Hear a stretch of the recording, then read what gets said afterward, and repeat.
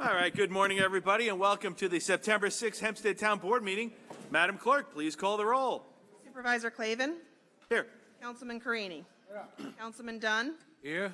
Deputy Supervisor Gooseby. Here. Councilwoman Miller. Here. Councilman Muscarella. Here. Councilwoman Ryder. Here. I'm now going to ask that Councilwoman Ryder lead us in the Pledge of Allegiance. Oh, wait. Wait.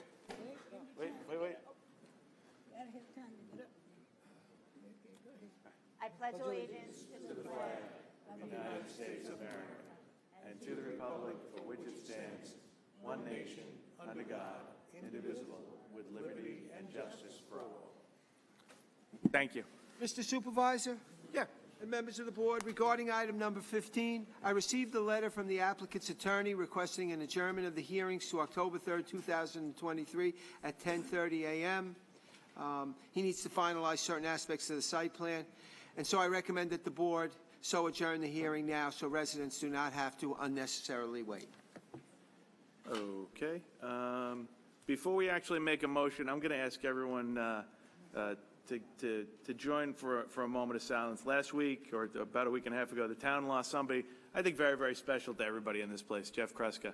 He's worked here for decades. You never heard anybody say a bad thing about the guy because he was just always smiles, a real sweetheart, one of the top people you ever worked with, and really, you know what, just an all-around great human being.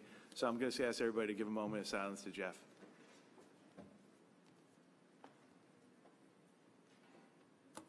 May God rest his soul. Mr. McEnroe, now then I'm going to ask if someone can make a motion to adjourn item number 15. Is that correct? That is correct. Until October 3rd, 2023. Can I have a motion? I move the public hearing be adjourned to October 3rd, 2023 at 10:30 a.m. Okay. Can I get a second? Second motion. Supervisor Clavin. Aye. Councilman Carini. Aye. Councilman Dunn. Aye. Deputy Supervisor Gooseby. Aye. Councilwoman Miller. Aye. Councilman Muscarella. Aye. Councilwoman Ryder. Aye. Okay, that's for any residents who came here, that's item number 3 in relation to a project in Malvern that has now been adjourned at the request of the applicant until October 3rd, 2023 at 10:30 a.m. Madam Clerk, please call the public hearings. We have a proposed local law regarding regulations and restrictions to limit parking in Lido Beach and Oceanside. Okay, any member of the board wish to be heard? All right, I do not have any slips on item number 1. Does anybody who wish to be heard on item number 1 did not sign in? If not, may I please have a motion? I move the public hearing be closed and the board adopt the item. Second motion. Supervisor Clavin. Aye. Councilman Carini. Aye. Councilman Dunn. Aye. Deputy Supervisor Gooseby. Aye. Councilwoman Miller. Aye. Councilman Muscarella. Aye. Councilwoman Ryder. Aye. Madam Clerk, please call the next item. Proposed local law regarding parking or standing prohibitions in Elmont and Merrick. Okay, any member of the board wish to be heard? I do not have any slips. Any member of the public did not sign in and wishes to be heard on this item? If not, may I please have a motion? I move the public hearing be closed and the board adopt the item. Second. Supervisor Clavin. Aye. Councilman Carini. Aye. Councilman Dunn. Aye. Deputy Supervisor Gooseby. Aye. Councilwoman Miller. Aye. Councilman Muscarella. Aye. Councilwoman Ryder. Aye. Madam Clerk, please call the next item. Proposed local law regarding arterial stops in Baldwin and Oceanside. Any member of the board wish to be heard? I do not have any slips on this item. Anybody who wishes to be heard did not sign in? If not, may I please have a motion? I move that the public hearing be closed and the board adopt the item. Second motion. Supervisor Clavin. Aye. Councilman Carini. Aye. Councilman Dunn. Aye. Deputy Supervisor Gooseby. Aye. Councilwoman Miller. Aye. Councilman Muscarella. Aye. Councilwoman Ryder. Aye. Madam Clerk, please call the next item. We have a proposed local law regarding traffic regulations in the vicinity of schools in Oceanside. Any member of the board wish to be heard? Okay, I do not have any slips on this item. Anybody who wishes to be heard did not sign in? If not, may I please have a motion? I move that the public hearing be closed and the board adopt the item. Second motion. Supervisor Clavin. Aye. Councilman Carini. Aye. Councilman Dunn. Aye. Deputy Supervisor Gooseby. Aye. Councilwoman Miller. Aye. Councilman Muscarella. Aye. Councilwoman Ryder. Aye. Madam Clerk, please call the next item. Proposed local law regarding gross weight restrictions in North Merrick and Wantagh. Okay, any member of the board wish to be heard? I do not have any slips on this item. Anybody who wants to be heard on this item did not sign in? If not, may I please have a motion? I move the public hearing be closed and the board adopt the item. Second. Supervisor Clavin. Aye. Councilman Carini. Aye. Councilman Dunn. Aye. Deputy Supervisor Gooseby? Aye. Councilwoman Miller? Aye. Councilman Mascarella? Aye. Councilwoman Ryder? Aye. Madam Clerk, please call the next item. Adopting the Town of Hempstead Public Parking Field Maps showing parking regulations at certain parking fields in Oceanside. Okay, any member of the board wish to be heard? I do not have any slips in this item. Anybody who did not sign in and wishes to be heard? If not, may I please have a motion? I move that the public hearing be closed and the board adopt the item. Second. Supervisor Clavin? Aye. Councilman Carini? Aye. Councilman Dunn? Aye. Deputy Supervisor Gooseby? Aye. Councilwoman Miller? Aye. Councilman Mascarella? Aye. Councilwoman Ryder? Aye. Madam Clerk, please call the next item.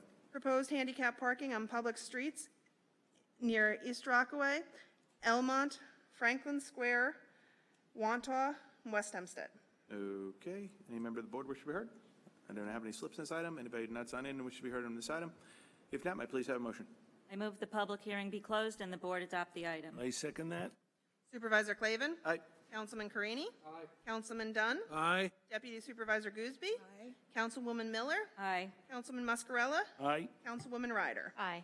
Madam Clerk, please call the next item. We have a resolution adopting secret negative declaration and determination of non-significance in connection with proposed sale of 5 properties located in Elmont. Any member of the board wish to be heard? Okay, I don't have any slips. Anybody who did not sign in and wishes to be heard? If not, may I please have a motion? I move the public hearing be closed and the board adopt the item. I second the motion. Supervisor Clavin? Aye. Councilman Carini? Aye. Councilman Dunn? Aye. Deputy Supervisor Gooseby? Aye. Councilwoman Miller? Aye.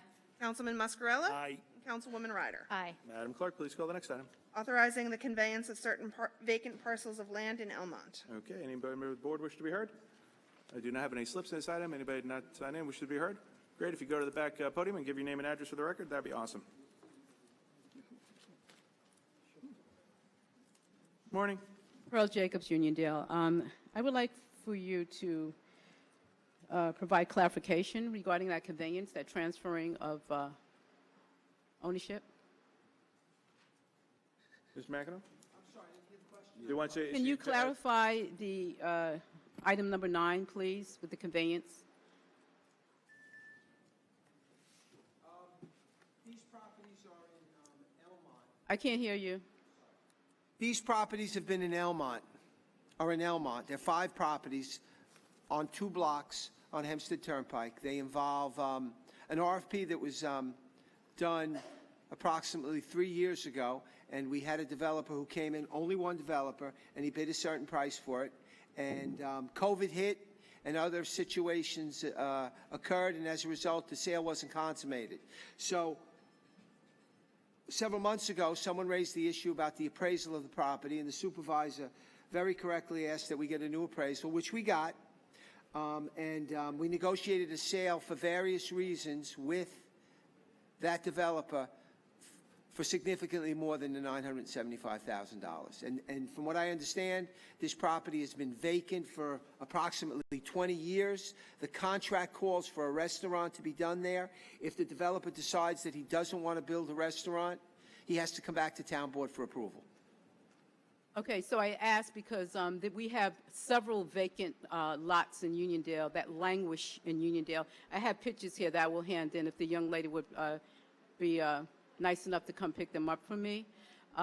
We have languishing lots in Uniondale, and we need some sort of action or conveyance or whatever you want to do. Do you have any further questions on this particular item? But I'm just elaborating on this. No, but we're talking about this. I understand what you're talking No, about. I know, but you've been here so many I'm times. happy that you're addressing the vacant lots in Elmont, but If you'd like to follow up, the deputy supervisor and I could set up a conference with you. In Uniondale for our vacant Okay, lots. like I said. will send you some more pictures, and I have been emailing you, Supervisor. Again, this of is the regarding. languishing lots I in understand that this Uniondale. is regarding the piece of property in Elmont right now. I will submit more pictures. Thank you. Okay, thank you so much. We appreciate it. All right, anybody else who should be heard? If not, may I please have a motion? I move the public hearing be closed and the board adopt the item. I second the motion. Supervisor Clavin? Aye. Councilman Carini? Councilman Dunn? Aye. Deputy Supervisor Gooseby? Councilwoman Miller? Aye. Councilman Mascarella? Aye. Councilwoman Ryder? Aye. Okay, Madam Clerk, please call the next item. Your proposed second amendment to that certain lease agreement dated March 31st, 1999 between Crown Atlantic Company LLC and the Town of Hempstead to modify the lease term by adding 4 additional 5-year renewals beyond the original lease term and to extend the total potential lease term to June 11th, 2043, unless terminated sooner, and consider the designation of the Town Board of the Town of Hempstead as environmental quality review law, as the lead agency, and review the lease extension under the State Environmental Quality Review Law pursuant to 6 NYCRR 617.7 at the property located at Greenfield Cemetery, Greenwich Street in Uniondale. Okay. Any member of the board wish to be heard on this? All right, I don't have any slips in this. Any member of the public wish to be heard? If not, may I please have a motion? I move to, number 10. Second. Supervisor Clavin? Aye. Councilman Carini? Aye. Councilman Dunn? Aye. Deputy Supervisor Gooseby? Aye. Councilwoman Miller? Aye. Councilman Muscarella? Aye. Councilwoman Ryder? Aye. Madam Clerk, please call the next item. Proposed First Amendment to that certain lease agreement dated May 23, 2000, between Crown Atlantic Company, LLC, and the Town of Hempstead to modify the lease term by adding 4 additional 5-year renewals beyond the original lease term, and to extend the total potential lease term to May 22, 2045, unless terminated sooner, and to consider the designation of the Town Board of the Town of Hempstead as the lead agency, and review the lease extension under the State Environmental Quality Review Law pursuant to 6 NYCRR 617.7 at the property located at 3320 Beltaw Avenue in Wantagh. All right, any member of the board wish to be heard? I do not have any slips in this item. Anybody else wish to be heard did not sign in? If not, may I please have a motion? I move number 11. I second the motion. Supervisor Clavin? Aye. Councilman Carini? Aye. Councilman Dunn? Aye. Deputy Supervisor Gooseby? Aye. Councilwoman Miller? Aye. Councilman Muscarella? Aye. Councilwoman Ryder? Aye. Madam Clerk, please call the next item. Proposed Second Amendment to that certain lease agreement dated December 14, 2004, between T-Mobile USA Tower LLC and the Town of Hempstead to modify the lease term by adding 4 additional 5-year renewals beyond the original lease term, and to extend the total potential lease term to September 30th, 2050, unless terminated sooner, and to consider the designation of the Town Board of the Town of Hempstead as the lead agency, and review the lease extension under the State Environmental Quality Review Law pursuant to 6 NYCRR 617.7 at the property located at 335 East Clinton Avenue in Roosevelt. Okay, anybody member of the board wish to be heard? All right, I don't have any slips. Anybody wish to be heard didn't sign in for this matter? If not, may I please have a motion? I move number 12. I second the motion. Supervisor Clavin? Aye. Councilman Carini? Aye. Councilman Dunn? Aye. Deputy Supervisor Gooseby? Aye. Councilwoman Miller? Aye. Councilman Muscarella? Aye. Councilwoman Ryder? Aye. Madam Clerk, please call the next item. The proposed local law regarding taxation partial exemption of real property for certain persons with limited income of the Hempstead Town Code to accord with recent amendments to New York Real Property Tax Law, Section 467. Any member of the board wish to be heard? Okay, I don't have any slips in this item. Any member of the public wish to be heard in this did not sign in? If not, may I please have a motion? Pretty please. I move the public hearing be closed and the board adopt the item. Second. Supervisor Clavin? That's an aye. Councilman Carini? Aye. Councilman Dunn? Aye. Deputy Supervisor Gooseby? Yes. Councilwoman Miller? Aye. Councilman Muscarella? Yes. Councilwoman Ryder? Aye. Madam Clerk, please call the next item. Proposed local law regarding taxation partial exemption for disabled persons with limited income of the Hempstead Town Code to accord with recent amendments to New York Real Property Tax Law, Section 459-C. Okay, any member of the board wish to be heard? I do not have any slips. Anybody wish to be heard did not sign in? If not, may I please have a motion? I move the public hearing be closed and the board adopt the item. Second. Supervisor Clavin? That's an aye. Councilman Carini? Aye. Councilman Dunn? Aye. Deputy Supervisor Gooseby? Aye. Councilwoman Miller? Aye. Councilman Muscarella? Aye. Councilwoman Ryder? Aye. Okay, item number 15 was adjourned earlier, so now we are on to item number 16. Okay. We have a continuation from the August 31st hearing, determination if 434 Hempstead Turnpike, West Hempstead, New York 11552 is a public nuisance. Okay, Mr. McEnroe, just correct me if I'm wrong. It's a continuation of the hearing, so if you testified at the first hearing, you don't get to testify again. Is that correct? That is correct. Okay, I just want to make sure. With that, I will start off with Legislator Gaylor. I will remind everybody who wants to testify, you go to the back podium. You have 3 minutes. Just please give your name and address for the record. We really appreciate that. Thank you.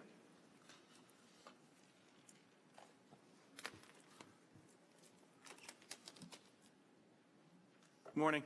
Good morning, Supervisor, Town Board members, members of the community. My name is Legislator Bill Gaylor, Nassau County Legislator. for the 6th District. I do reside in Limbrook, 40 Harding Avenue, Limbrook, New York, 11563. I'm glad to be here, proud to be here before you today. What I'd like to do is just talk for briefly a second about the Capri Motel in West Hempstead. So, as some of you know, most of you may know, I sit on the County Legislature's Health and Social Services Committee, and I'm pleased to see what the town of Hempstead is doing in regard to the Capri Motel on Hempstead Turnpike. The town's actions, along with the Nassau County Fire Marshal's Office and the County Police Department, have successfully closed down the Capri Motel. And I commend your leadership, the entire board's leadership, for the actions they've taken to bring that to fruition. You know, for years, the Capri Motel has been a nuisance to the West Hempstead community, and it's kind of served as a hotbed of criminal activity involving drugs, prostitution, numerous arrests, violence, stabbings, attempted murder, and community members have consistently and constantly been bringing this to our attention as elected officials. So it's time to take some action, and I'm glad to see that we are taking some action here. So the hardworking residents of our community and the local businesses should not have to endure such further criminal activity and in this dangerous environment that exhibits itself at the Capri Motel. So I just wanted to say I commend the town board. I hope that this motel is closed. It's very similar to the motel which was known as the Capri Motor Inn in Limbrook, which also had a long history of drugs and prostitution and arrests and overdoses, fatalities, criminal activity that occurred at that location. So I see a similar pattern. The hotel in Limbrook, or the motel and motor lodge in Limbrook, was eventually closed. It was leveled and replaced with 80 beautiful townhomes. I would like to see something like that, if possible, occur in the future in the West Hempstead community.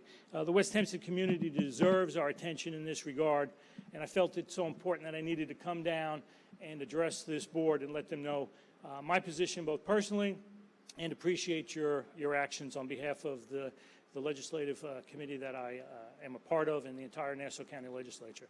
So Supervisor Clavin and town board members, thank you. Thank you for allowing me this time to speak. I wish you well. Thank you all, and God bless this great town we live in. Thank you, legislator, and thank you for your hard work on this issue. Your due diligence is appreciated.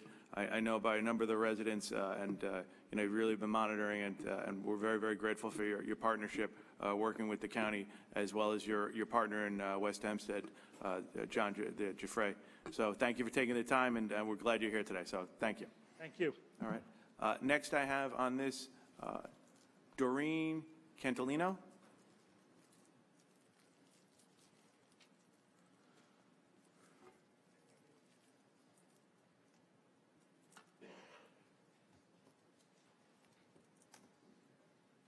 How you doing? Just give your name and address. Thank you. I live at 68 Munson Avenue, West Hempstead. I've been living there since 1979. I was 15 when I moved out there. That motel has been nothing but a nuisance, and I really hope that you do keep it closed and demolish it. I have a 31-year-old son who has seen all the action that's gone on there growing up. It's been horrible. There's no reason for any child to see that, seeing the prostitutes crossing the street to the gas station. Growing up at 15 years old, he knew what was going on. He'd come home and tell me, "Ma, you got to see the stuff that goes on there. The people that are walking by and going back and forth. It's terrible." I really hope that we can keep this place closed and done. Goodbye and good riddance. Thank you. Okay. Thank you very much for taking the time to come in today. Next, I have Neil Roldenblatt.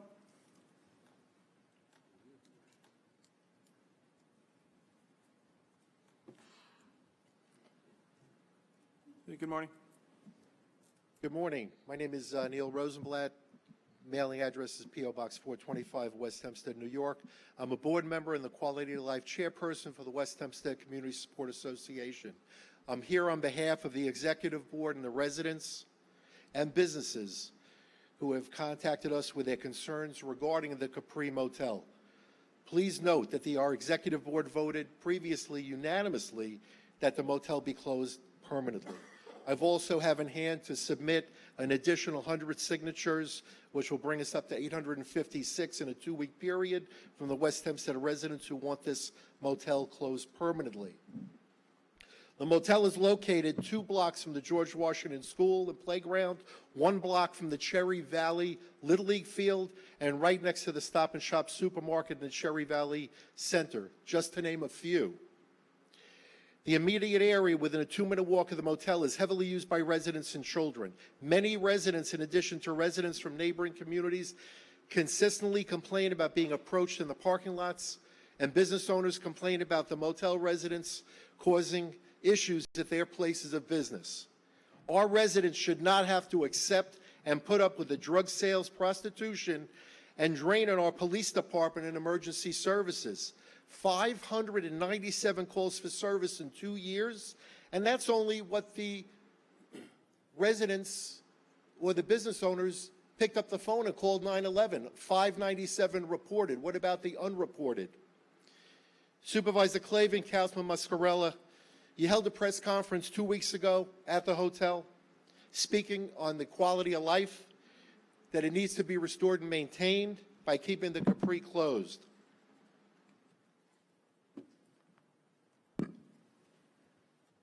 We will not stand for our neighborhood to be overrun by crime and unlawful business. We, the citizens of West Hempstead, call on the town board to keep the Capri closed and keep our residents and children safe, living in a community that will allow our residents to move freely without fear. In closing, the West Hempstead community demands that the Capri be permanently closed. Thank you very much for your support. Thanks for coming down, Mr. Rosenblatt. Next, I have Jeff Schreiber.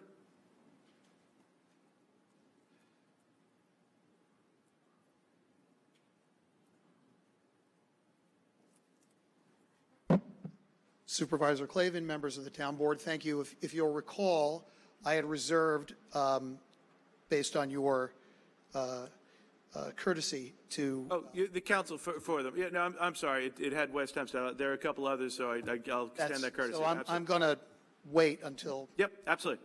Thank you. Saul Brooks?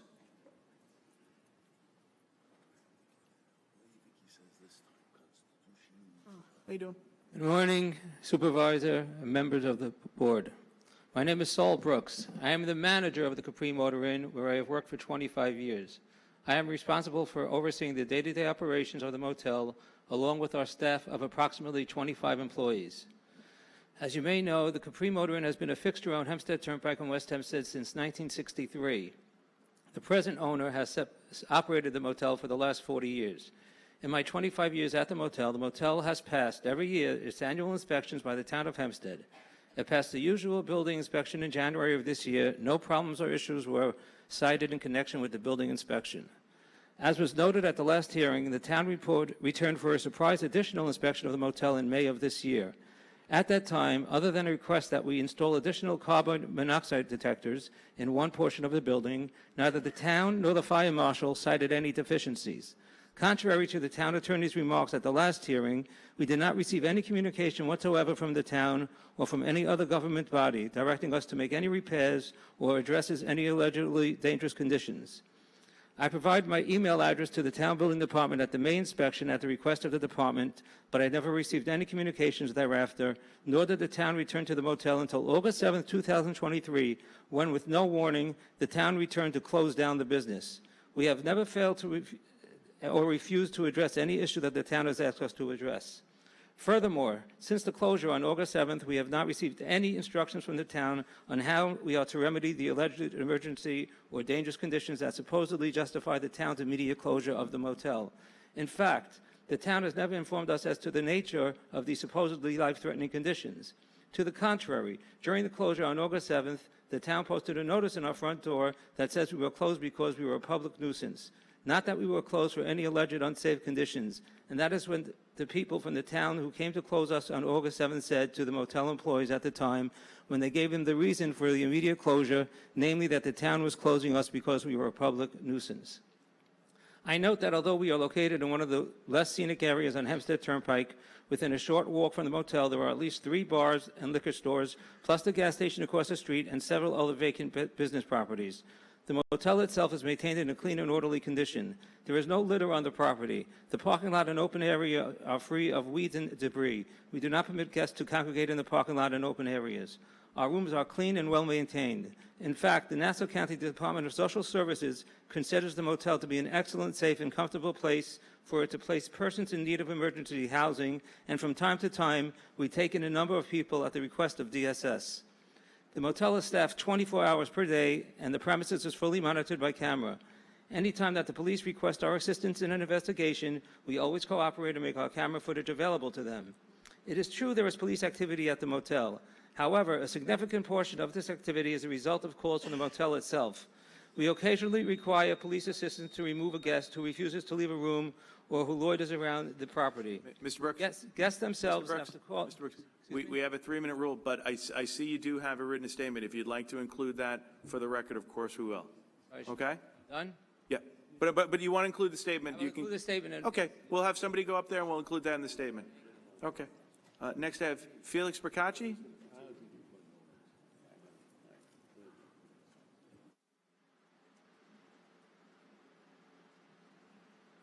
Morning, your name and address, please. Felix Procacci, Franklin Square. At the August 31st hearing on this issue, the town's outside counsel made a presentation and referred to a document package given to each of the town board members. Was this package uploaded to the town's website 24 hours prior to the start of the August 31st, 2023 meeting in accordance with Section 103E of New York State's open meeting law? Mr. Procacci, we're not going to get into a back and forth. It's a question. You could say, I don't want to answer. No, Mr. Procacci, once again, you're not going to dictate how you want to answer. I'm asking a question, and you have the right to not answer it. Mr. Procacci, we are answering. You don't want to answer it, I'll go to the next question. No, Mr. Procacci, no one's saying Section that. Section 1991-5, it states the notice to the owner of a property being considered a nuisance must be in writing and provided not less than 10 days prior to the scheduled conduct of the hearing. Was the August 22nd, 2023 letter to the owner of 434 Hempstead Turnpike notifying them of the August 31st hearing provided to the owner at least 10 days prior to that hearing? Mr. Procacci, I think the attorney made the representation at the last Just meeting. say you don't want to answer it, and that's fine. No, Mr. Procacci, once again. That's fine. You don't want to answer it. That's fine. Mr. Procacci, no one You don't said, want to answer it. No, Mr. Procacci, nobody said that, though. Okay, you're just not answering it, but you're not saying you don't want to answer it. No, Mr. Procacci, no one said that at all, though. You should answer the question.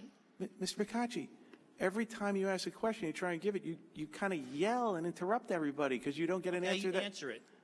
Mr. Procacci, you really, people are trying to respond to you. My clock's running while you're talking. Mr. Procacci, again, you don't have to get so irate. We responded to you. My clock is running while you're talking. Mr. Procacci, I'm going to ask you to calm down and please conduct yourself in a proper manner at a town board meeting and not scream and to be, so aggressive at these meetings. You're starting to concern a number of people. On July 27, 2023, the Department of Buildings sent the owner a notice of predicate arrest from the certified mail receipt. It was received on July 31st, 2023. Did the town send the owner a notice of a second predicate arrest? I did not see that letter in the documentation provided for the town board meeting. Once again, Mr. Procacci, I think the attorney at the last one made his case and what he's fulfilled. Are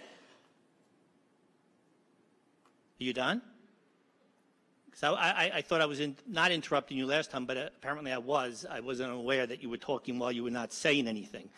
Mr. Procacci, aside from the snide comments, do you have anything else? On the meeting schedule for August, it only states August 1st at 10:30 a.m. Somebody looking at that schedule would think there's only an August 1st meeting, not an August 31st meeting. You did not provide the August 31st meeting on the website as required by law. and you could take as much time on this question as you want because I'm going to go back to my seat. Has the Clavin administration ever met with any owners of the subject property in the 3.5 years you've been in office? Thank you, Mr. Bacacci. Any other questions? Thank you very much for your help in not answering any questions. Mr. Bacacci, actually, quite to the contrary, I think you did, and we appreciate you not interrupting people anymore. I don't have any other slips on this item. Did anybody else that wish to be heard that did not sign in? Then, of course, Mr. Shriver, I told you I'd give you the courtesy of coming up again at the last meeting. Thank you very much, Mr. Supervisor, Town Council members. I'm going to remind you what Mr. Macy told you about when he told you what your charge was today in order to determine whether you have the authority under Chapter 91 to close the Capri Motor Inn, which my client has dutifully and lawfully operated for the last 40 years in compliance with all the town laws.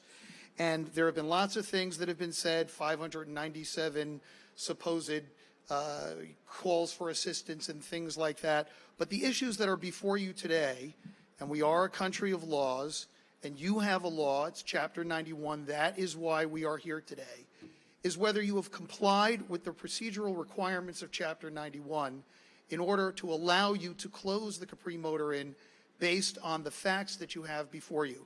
I'm not going to repeat the substantive issues we have with the specific ordinance at issue.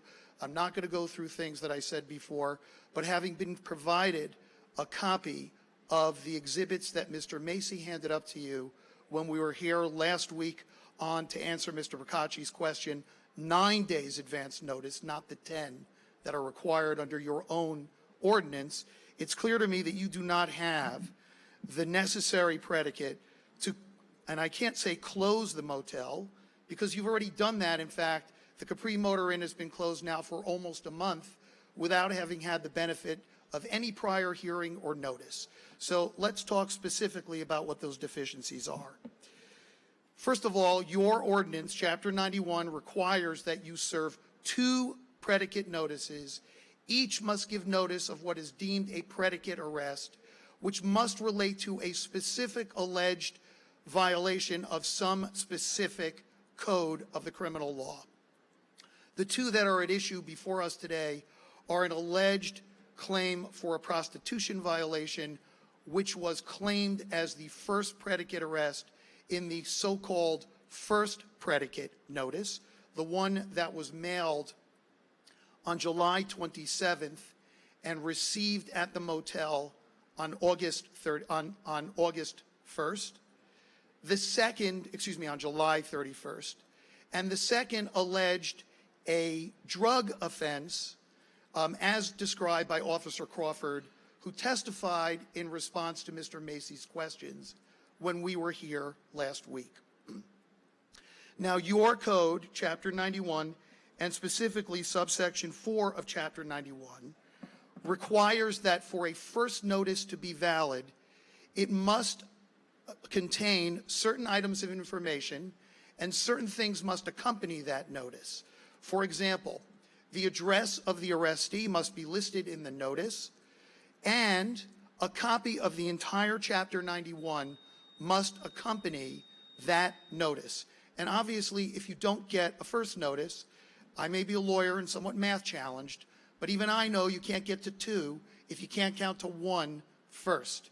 Now, if you look at the first notice, it's one of the exhibits Mr. Macy marked last week. It does not contain the address of the arrestee.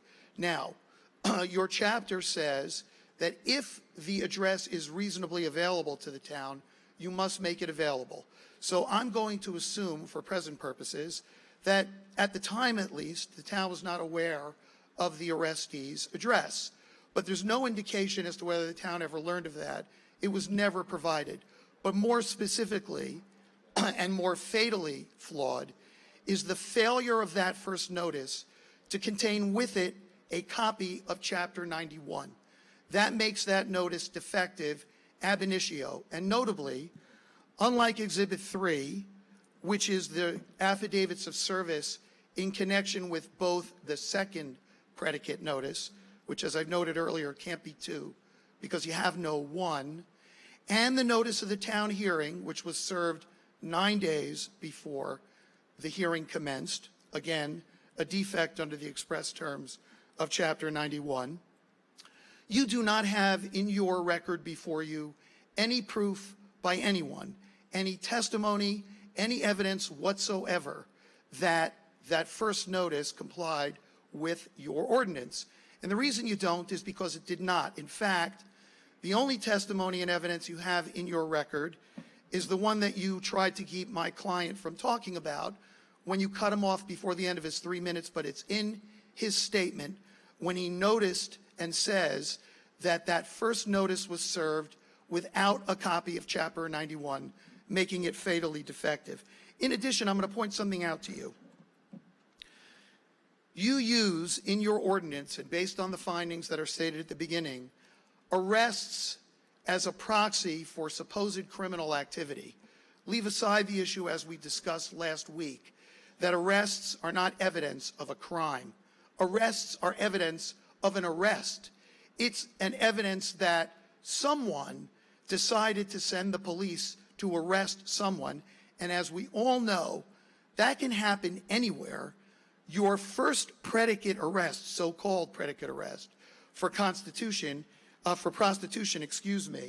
if you look at that exhibit, which is Exhibit 2, notes that this is not a prostitution arrest, because the Nassau County Police Department, according to the terms of the incident report, was operating a sting, meaning that there was no prostitution. The Nassau County Police Department lured someone who happened to have been renting a room at the motel at the time, who had the intent to commit an offense, and ended up, instead of hiring a prostitute, hiring the Nassau County Police. So you don't even have the underlying conduct. And as for your second supposed predicate offense, your chapter requires that the activity and the arrest occur at the premises that are at issue, at the Capri Motor Inn, which is 434 Hempstead Turnpike. If you look at Exhibit 3, which is the copy of the second notice, along with the notice of the hearing, and the incident report from the Nassau County Police that talks about the specific arrest for the alleged drug offense that occurred, you can see, and as Officer Crawford testified last week, that the actual arrest and what occurred across the street at 435 Hempstead Turnpike, not at my client's address. So even the second so-called predicate arrest notice and predicate arrest, which is actually the first, although it says second on the top, is defective even according to the terms of your own ordinance.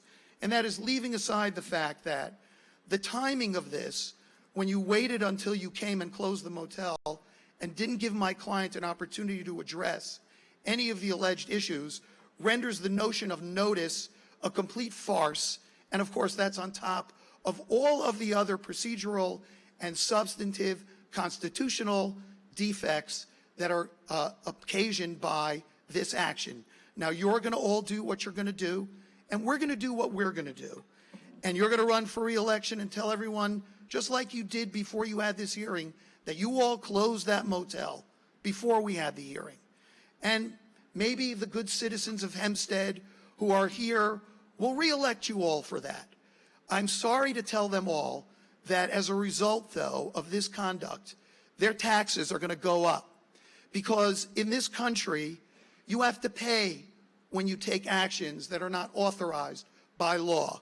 And that is what you are doing here. So you may not like to hear it. I know you didn't like it when I said it the last time, and you didn't like it when Mr. Procacci pointed it out. But these are your laws and our laws when it comes to the Constitution, which, as I said last week, applies even in the town of Hempstead. Thank you for your courtesies. Okay, thank you, Mr. Shriver. We appreciate your presentation.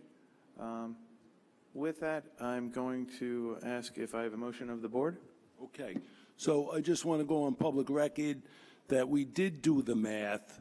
We got to 2 by going through 1, and we're way past number 2. We're beyond that. So I'm going to say this. I move that the public hearing be closed and the board declare 434 Hempstead Turnpike, West Hempstead, a public nuisance, a public nuisance, a public nuisance that is an immediate and substantial threat to the safety and well-being of the inhabitants and surrounding vicinity, and direct that 434 Hempstead Turnpike, West Hempstead, be physically boarded up, secured from further occupancy for a period of 1 year, and signs be posted upon all exterior doors at 434 Hempstead Turnpike, West Hempstead, declaring in bold lettering that occupancy, therefore, is prohibited on the further order of the Commissioner of the Building of the Town of Hempstead, and the cost to the town of these actions be assessed and charged as a tax lien against the tax lots of 434 Hempstead Turnpike, West Hempstead. Okay. I second the motion. All right. Supervisor Clavin? Aye. Councilman Carini? Aye. Councilman Dunn? Aye. Deputy Supervisor Gooseby? Aye. Councilwoman Miller? Aye. Councilman Muscarella? Aye. Councilwoman Ryder? Aye. Okay. Thank you very much. Next, we're going to be calling the decision calendar.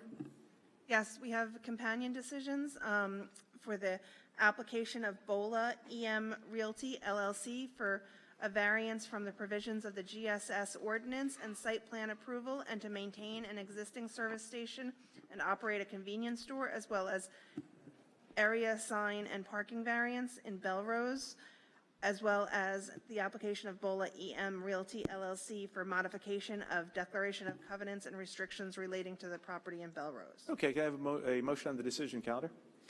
I move the decision calendar from 19 through 79 with the addition of what you just finished reading. Nope. No, it's decision. Motion on the decision calendar first. Oh, okay. Okay. Motion on the decision calendar. Make a motion that item 17, we close the hearing and 17 and 18. yeah, 17 and 18. Oh, okay, I'm sorry. That's okay. That's okay. It was a decision calendar. So let's verify. Do I have a motion on items 17 and 18 on the decision calendar? That's correct. And that motion is? Want to do it? That we, Go ahead. the decision we accepted. Okay. Okay, can I get a second on that? Second. All right.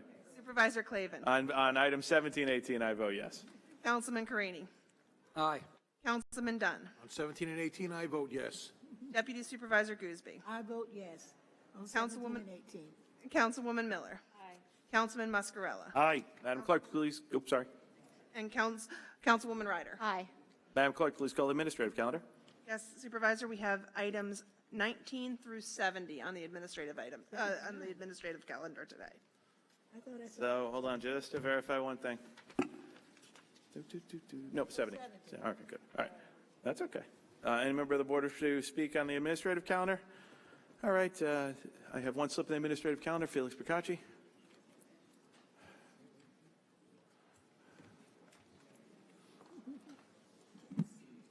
Felix Procacci, Franklin Square. On number 28, regarding the website issue, they are in charge of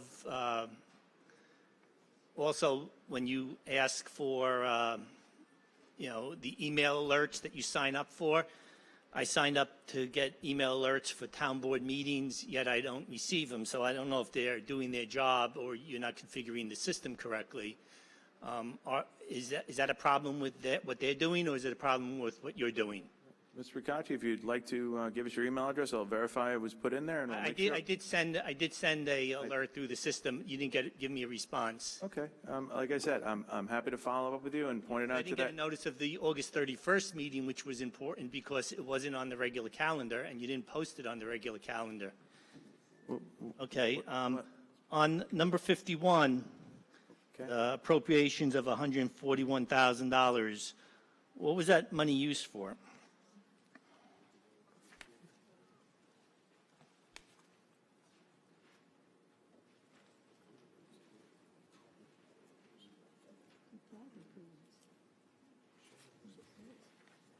Morning, John. If you just give your name and address for. John Mastromarino, Town Controller.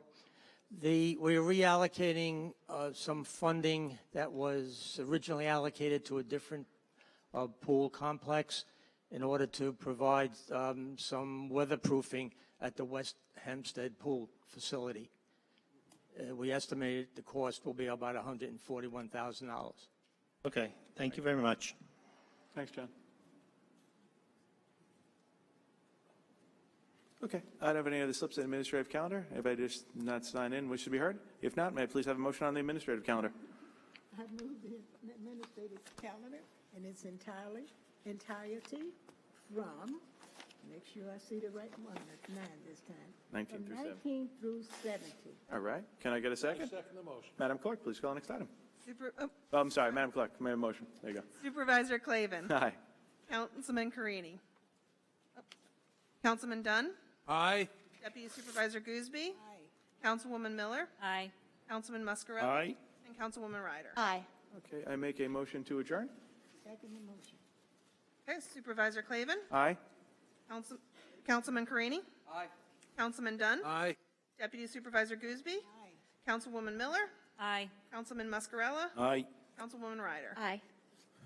Okay, now that the formal portion of the town board meeting's over, town board will remain to listen to residents. We have a couple of slips that are in here. So you go to the back, give your name and address of the record. We'll start off with Felix Procacci.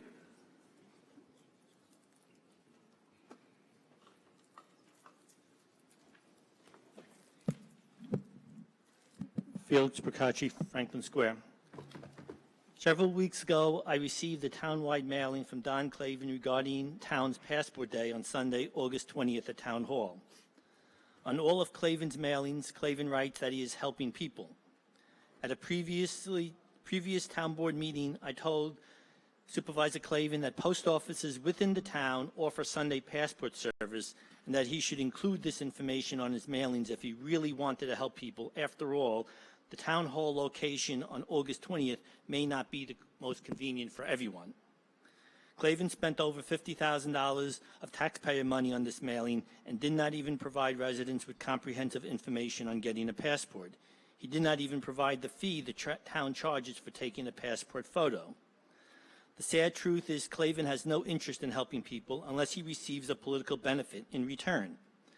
Any help Clavin claims he is providing residents is done with the use of taxpayer money, and Clavin will definitely not help a resident if there is no political benefit for him, even when his oath of office requires him to do so. For example, when I asked Clavin for help in getting the town to respond to my FOIA request showing how the town spent federal cash funds, Clavin just ignored me. But Clavin, as receiver of taxes and candidate for town supervisor in 2019, did not hesitate in helping a resident get Nassau County to respond to his FOIA request. Just think about this. Clavin, as the town's receiver of taxes, was willing to help a resident get a FOIA processed by Nassau County, but Clavin, as town supervisor, was not willing to enforce state law within the town he supervises. The truth is, Clavin sent this mailing to help promote himself, and the only time Clavin helps residents is when it is in Clavin's best interest. The fact of the matter is, even if the town were able to process 500 passports on August 20th, the taxpayer is still paying at least $100 in free advertising for Clavin in processing each passport. This mailing, like all other Clavin mailings, is just a waste of taxpayer money, and their sole purpose is to contribute to Clavin's perpetual self-promotion campaign. And on the hearing we just had regarding the Capri Motel, you guys got to follow the law. I understand public pressure and all that, but you got to follow the law. I mean, it's an inconvenient truth. You can't just assume every 500. You didn't even give out the 597 arrests online like you should have. All the data that was provided that Mr. Macy presented was supposed to be online prior to the meeting. And you know that because we're in litigation over that right now. But you don't do it. If you're so right, provide the information. I have no problem admitting that you're right, but you have to show me. Thank you. Okay, thank you, Mr. Procacci. Always a pleasure. And thank you for acknowledging the hundreds of residents that the town clerk has helped getting their passports. I firsthand can acknowledge that the appreciation, the fact that the federal government can't get passports, and our town clerk is doing a stellar job getting that program out to people. So I appreciate your support of it. Next, I have Ron Gardner.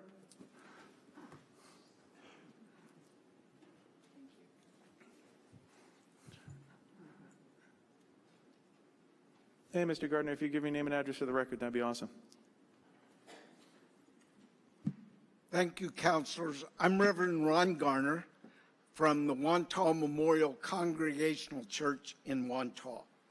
I'm representing 151 interfaith community and clergy lay leaders. And the mandates of our traditions should not be clearer. We profess the full humanity and dignity of all people, created in the spirit of life's image. Our sacred texts, created by the spirit of life, mandate love, hospitality, and a commitment to love our neighbor with a strong emphasis. Scores of scriptural mandates on welcoming strangers, sojourners from other lands. In recent years, 68 million people worldwide have fled their homes seeking safely. More than half are children. Families seeking safety at our borders are fleeing economic exploitation, organized crime, political repression, war, sexual violence, often rooted in disruptions caused by climate disasters and political destabilization. Reports indicate that current asylum seekers include some fleeing Afghanistan after helping the United States, their lives now in danger at home, and any of us would seek refuge for our families against such threats.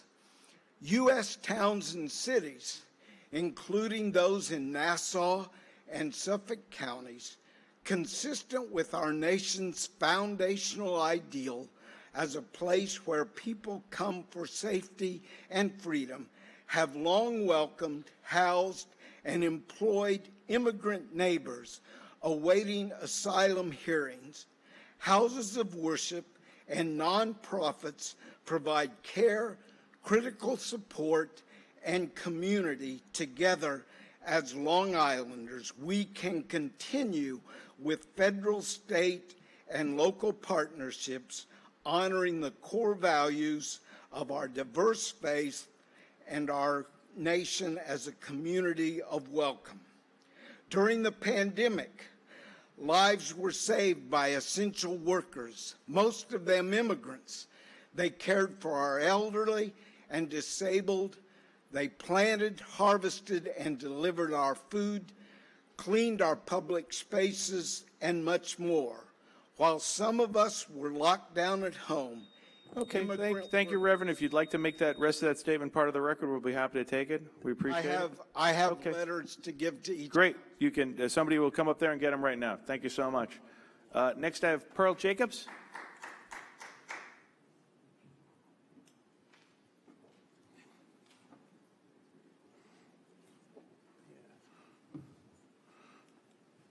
Good morning. If you name and address of the record, thank you.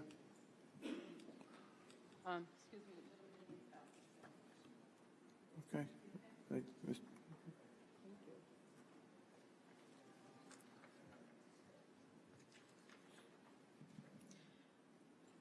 Pearl Jacobs, Uniondale. Commissioner Colorasi and board members, I want to thank Sanitation Code Enforcement Officers Pete Caparelli and Brett, I forgot his last name, for the excellent presentation that they gave at last Wednesday's Good Neighbor event at Hofstra University. The information that they shared with the students were excellent. Students' questions were answered, and informational flyers were handed out. They represented the town well. Also, kudos to Code Enforcement Officer Frank Pepe, who does a fantastic job in Uniondale. Regarding the environmental traffic study for the proposed Coliseum project, yesterday as I drove along Hempstead Turnpike at 1:30 p.m. going west, I noticed a total of 5 cameras on tripods. 4 of these cameras were pointed west. Only one camera nearest to the intersection of Hempstead Turnpike and Earl Ovington Boulevard was facing eastward in the opposite direction. Yet this camera was in line with the other 4 cameras that were facing west. I am not a traffic engineer, but I found this a bit perplexing. Was this done with the intention of not capturing the actual number of vehicles that pass through this busy intersection on a daily basis? I again hope that this environmental impact study is being done in a fair and equitable manner. Regarding the illegal food vendors in Uniondale, as always, the Nassau County Police Department has done an excellent job in mitigating this issue. When I last spoke regarding this issue before the Town Council, I was informed by Ms. Murray, our town clerk, that her office had not issued any permits to any vendors to sell fruits and vegetables on our streets. I am a bit confused as I was informed by a Uniondale resident that a couple of weeks ago she was shown a permit by a vendor when she inquired if he was licensed to sell his fruits on public streets. The vendor informed her that he paid $55 for the permit that was issued by the town of Hempstead. Madam Murray, can you speak to this? I'm just asking a question. I know that's a public comment section. You know that if you'd like to follow up with we have an issue. What role does the town of Hempstead code enforcement play in this? And this is only happening in selected zip codes. So a resident informed me that she went and she asked the vendor, she was purchasing some fruit. She acted like she was purchasing some fruit. She asked the vendor, did he have permits to sell fruit? And he said, yes, I do. And she engaged in conversation with him. He pulled out a permit. She looked at it, and it said Town of Hempstead on it. She inquired about it. He said, I paid $55 for this permit. So there is the controversy. Are these permits being issued maybe from the town of Hempstead? If that resident... And if you're saying they're not, then they're fraudulent. Okay. And this is only again, happening... as always, we appreciate Ms. Jacobs. Next, we're going to call up Danny Perez Cabrera. And thank you so much, Ms. Jacobs. And by the way, thank you very much for acknowledging. Thank you. You don't have to yell in the mic anymore. And thank you on behalf of the Deputy Supervisor Gooseby and I. Thank you for taking the time to acknowledge the good work the men and women, particularly in our sanitary district and department, are doing. So kudos for taking the time. And I know the Deputy Supervisor and I are very, very grateful with everyone else acknowledging the good work they're doing in the area. Next, as I said, Denny Perez Cabrera. Hi. Good morning. Morning. How you doing? I just want to submit to your consideration to change the Chapter 118, Article 10, Paragraph 2. It is about parlors license. It say you only can be for 15 minutes in one spot. So I think it's more time, to do the business suitable in the time. So I was reading the article, and the charter say it's from 1977. It was written in the code, so I think it's too old, and I think it needs to be outdated. Okay. Mr. Cabrera, maybe I'll ask one of my deputy commissioner of the building department right there to get a little information from you to find out what you're discussing so we can follow up with you, okay? Danny Leo, if you can stand up there and wave at him. He's going to take you in the back and he's going to talk to you for a little bit, okay? Thank you. Okay. Next, I have Marcia DiTieri.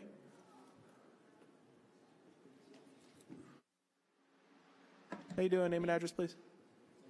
Marcia DiTieri, Merrick, New York. I'm here once again on a hot, poor air quality day, ever-changing weather due to climate change, also wondering why the town of Hempstead residents don't deserve tree-lined streets, cooler weather, and breezes as other townships due to their tree preservation laws. I am asking once again that you look at the proposal from the Wild Ones of Long Island to make this township eco-friendly, as with all other townships. I would also like to know, and I know it's my time to speak and you listen, who the second board member is that should admit and have reason why he and Councilman Carini don't think we deserve the oxygen, shade, and protection of wildlife and that other townships have. Please consider native street-lined shade trees so that we can once again enjoy shaded walks in our neighborhood. It's wonderful that you have preserved Oceanside and said I would enjoy that. I think I speak for many of the constituents that we deserve the same enjoyment in our neighborhood as other townships have. And I just also wanted to ask about the animal shelter. I am a volunteer there. I see a lot that's going on, and there are a lot of good employees there. Many of them wear 3 hats, and in doing so, they really can't do a quality job that they should be able to. The CAT volunteer program is on hold because many of the caged animals, which is very, very stressful when you're in a cage, all got upper respiratory infections. So to protect the animals and to stop it from spreading, it's on hold. As I've spoken in other meetings, they said there is grant money that you can use, so it's at no cost to the constituents of the town of Hempstead to update the ventilation system, update the cages, make it more friendly to people that come in, hire more people. So this way, people that come in to adopt an animal can actually see the animal without having to wait for one of the many 3-hat people to find time to show them. They walk out, which isn't fair to the animals. It's not fair to the people. Do it for the animals. Do it for the staff. Anything you need, I said, for tree preservation and the animal shelter, I'm always here. I know Ashley is trying. I buy so many things for the animal shelter because, to me, the animals deserve better. So please, put money into it to help the animals. Thank you. Okay, thank you very much, as always. I don't have any other names signed in for the public comment. Is there anybody that wishes to be heard signed in? We'll go through 1, 2, 3 right there, ma'am. Please, if you give your name and address in the back. Nope, the woman, yep, ma'am. You go right to the back, ma'am. Yep.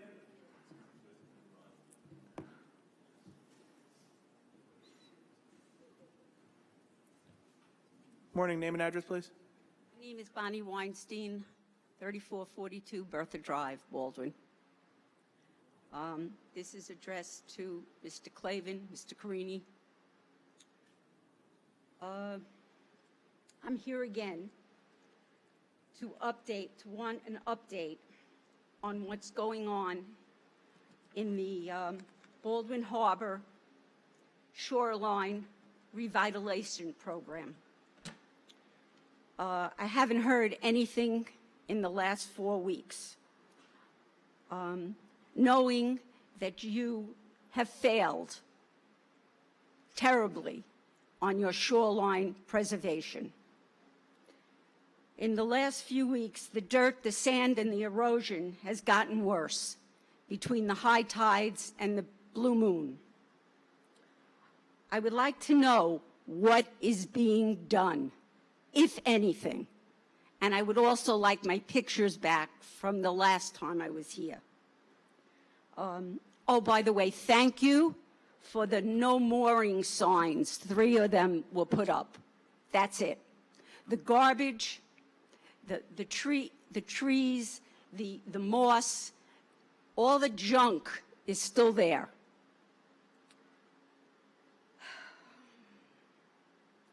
All I want to know is when we're going to get some help before it's too late. By next year, the canal will be closed. I guarantee you. Okay, as you know, that was a state-run program. That was run by then-Governor Cuomo and your former Senator Todd Kaminsky and your former Assemblywoman, it's probably Judy Griffin, was down there. That wasn't implemented by us. They ran that through. They put that project through. They did the funding on it. They did all that. So now, well, you know, unfortunately, well, they're not here, so obviously for a reason. So what we're happy to do is my engineer commissioner is going to take the. I did that 4 weeks ago, and I still haven't gotten one word back. Okay. Okay. No. Wait, listen. Commissioner, you have your 3 minutes. Like I said, the commissioner's right there. He's more than happy to talk to you. You know, if you'd like to talk to him, great. If you don't want to talk to him, I'm not going to make you talk to him. I want to know from you. Okay. The permits with the DEC, we can't move forward until they grant that application. We're not the near. You have to understand, we just can't go do things without proper permitting, and the DEC has it. Again, if you'd like to call... In 2 years? You obviously have never dealt with the New York State DEC. I'm not going to lie to you on this one. With major dredging project, it can take years. What I would recommend is you call the governor's office and also call your state representatives and ask them to assist in the matter. DEC, I don't run the DEC. God bless whoever does. They do a lousy job. But I would tell you right now, you have to call your state representatives. They sit on it. That's why, it takes a long time for us to even get dredging projects. We're fortunate to have an ally in Senator Schumer when we have to deal with federal regulations. But that's the state. I can't control that. I do urge you to call the governor's office directly, call the governor's law and representative, and call your local state and assembly person.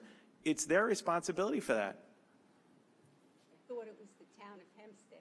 No. And by the way, again, it was your former state senator and assemblywoman and governor who helped do that. Okay. It says Baldwin Harbor Park, shoreline stabilization, Baldwin Harbor. Yep. Again, we appreciate it. The commission will talk to you, but again, the DEC is a state organization, not ours. We appreciate it. I know there are a couple other people back there. If you'd like to go back there and give your name and address for the record, that'd be great.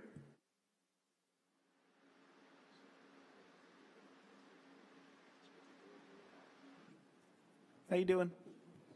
Morning.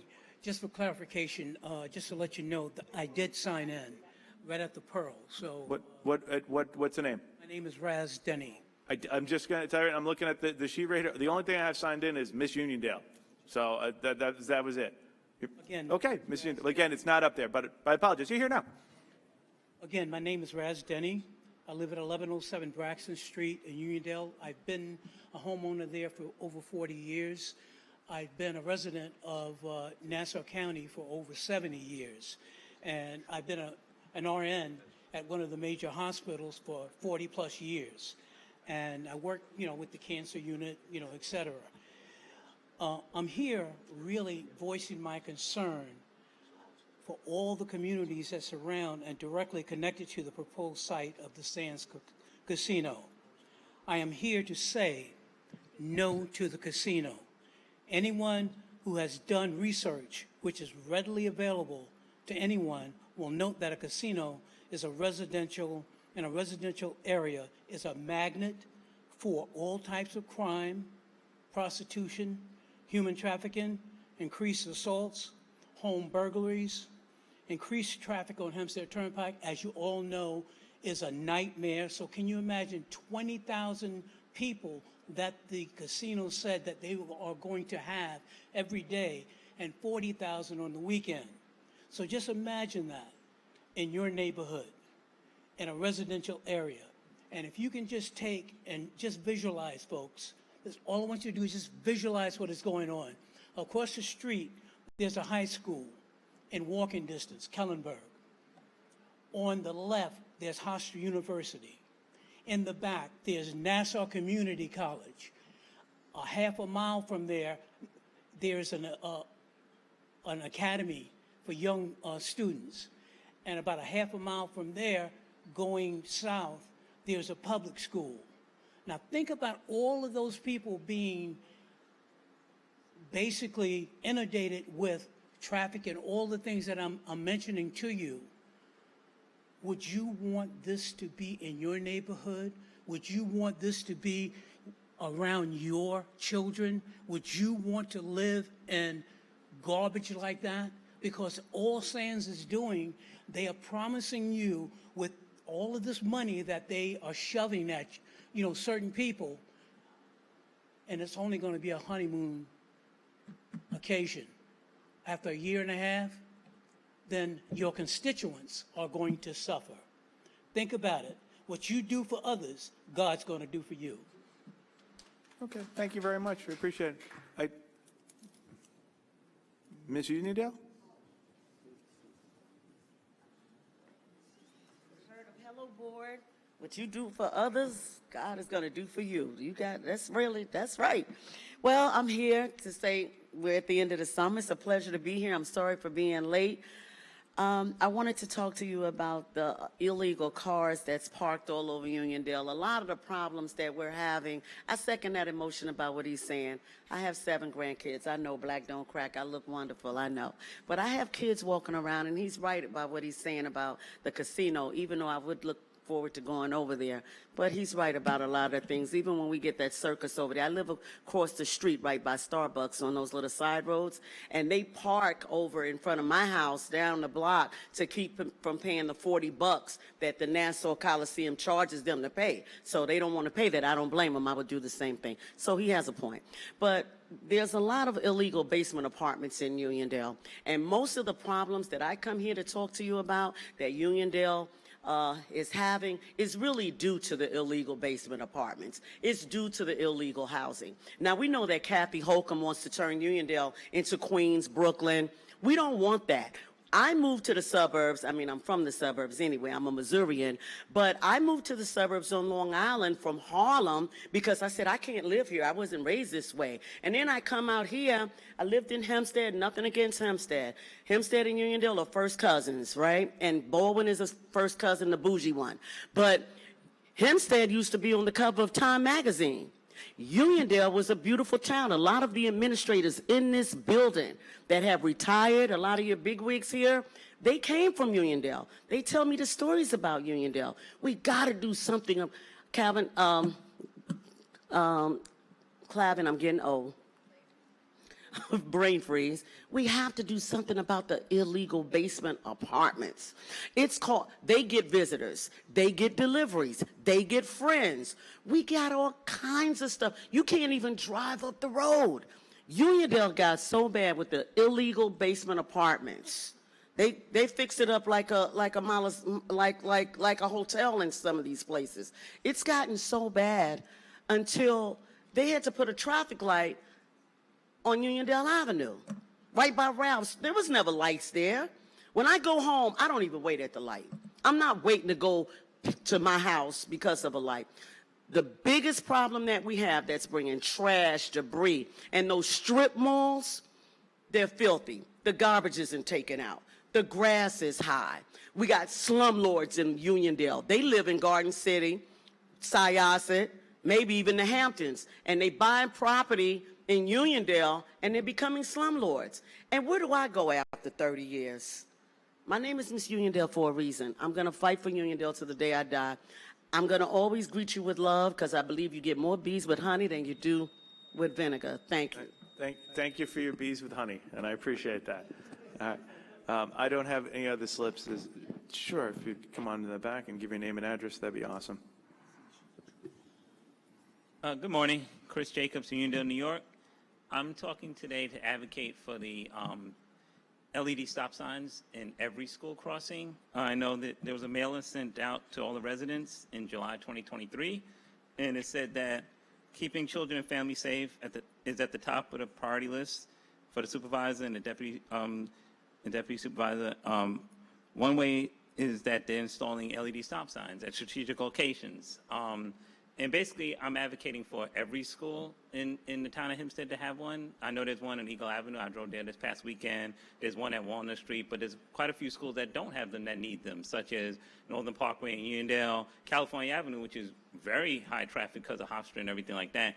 There's no LED sign there. And studies have shown, as the town of Hempstead can concur, that it brings visibility and it does increase people stopping and not, as the town of Hempstead call it, blowing through stop signs, which I see on a daily basis. So I think the town of Hempstead should have an initiative where every school, particularly elementary schools, because they're in the residential neighborhoods, they don't have traffic lights. There's crossing guards, but they're limited. We're understaffed in crossing guards. And they don't work. They work only at peak times. They don't work when some of the students are coming in. And so the town of Hempstead should definitely have an initiative where every school throughout town of Hempstead should have the LED stop signs installed, both directions. There are some, like I said, there are some in certain areas that I don't understand what was the thinking on that. On certain blocks, like over on, I have it on my notes right here, on Golf Club Lane, right behind the legislator. That's not a high trafficked area, but also that has 2 LED signs in both directions. So hopefully the town of Hempstead thinks about installing them at every school district. In every school, there's always a major crossing path right there. There's always a major crossing thing. So hopefully in the future, I will see LED signs at every school throughout the town of Hempstead, everywhere. Thank you. Thanks, Mr. Jacobs. Thanks for acknowledging the team up we've done with school districts on the safety. I don't have any other slips. If not, everybody have an amazing day, and thank you very much. And like someone said, bees with honey. Bees with honey.